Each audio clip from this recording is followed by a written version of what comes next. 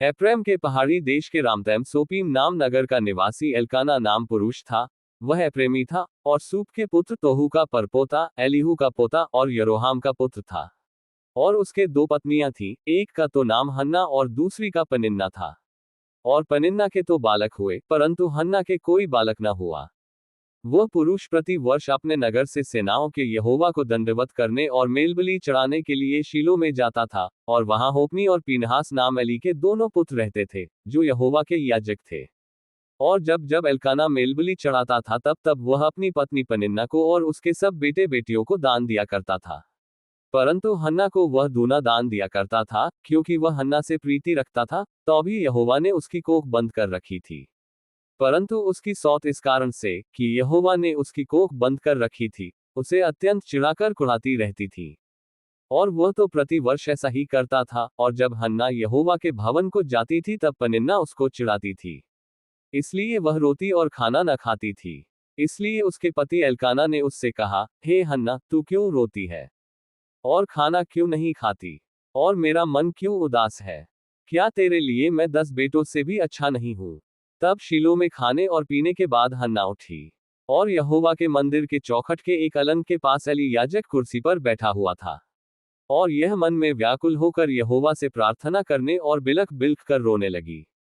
और उसने यह मन्नत मानी कि हे सेनाओं के यहोवा, यदि तू अपनी दासी के दुख पर सचमुच दृष्टि करे, और मेरी सुधि ले, और अपनी दासी को भूल न जाए, और अपनी दासी को पुत्र दे, तो मैं उसे उसके जीवन भर के लिए यहोवा को अर्पण करूंगी, और उसके सिर पर छुरा फिरने न पाएगा। जब वह यहोवा के सामने ऐसी प्रार्थना कर रही थी, तब एली उसके मुंह की ओर ताक रहा था।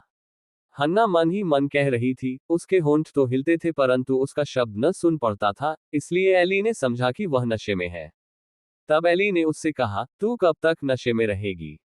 अपना नशा उतार। हन्ना ने कहा, नहीं, हे मेरे प्रभु, मैं तो दूध खिया हूं, मैंने न तो दाखमधु पिया है और न मदिरा। मैंने अपने मन की बात खोलकर यहोवा से कही है, अपनी दासी को ओछी स्त्री न जान। जो कुछ मैंने अब तक कहा है, वह बहुत ही शोकित होने और चिढ़ाए जाने के कारण कहा है।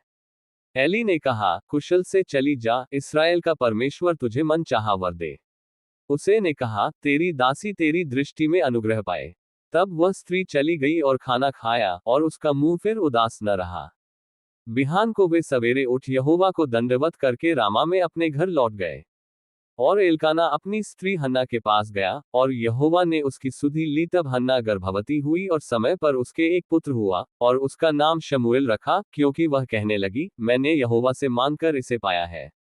फिर एल्काना अपने पूरे घराने समेत यहोवा के सामने प्रति वर्ष की मेलबलि चढ़ाने और अपनी मन्नत पूरी करने के लिए गया। परंतु हन्ना अपने पति से यह कहकर घर में रह गई कि जब बालक का दूध छूट जाएगा तब मैं उसको ले जाऊंगी, कि वह यहोवा को मुंह दिखाए और वहां सदा बना रहे। उसके पति एल्काना ने उससे कहा, जो तुझे भला लगे वही कर, जब तक तू उसका दूध न छुड़ाए तब तक यहीं ठहरी रह, केवल इतना हो कि यहोवा अपना वचन पूरा करे।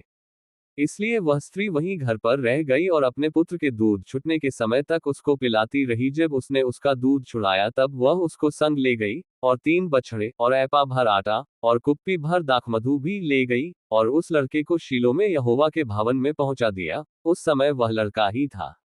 और उन्होंने बलिदान चढ़ा करके बालक को एली के पास पहुंचा दिया।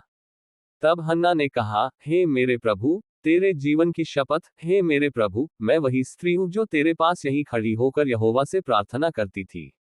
ये वही बालक है जिसके लिए मैंने प्रार्थना की थी, और यहोवा ने मुझे मुंह मांगा वर दिया है। इसीलिए मैं भी उसे यहोवा को अर्पण कर देती हूं कि यह अपने जीवन भर यहोवा ही का बना रहे। तब उसने वहीं यहोवा को दंडवत किया।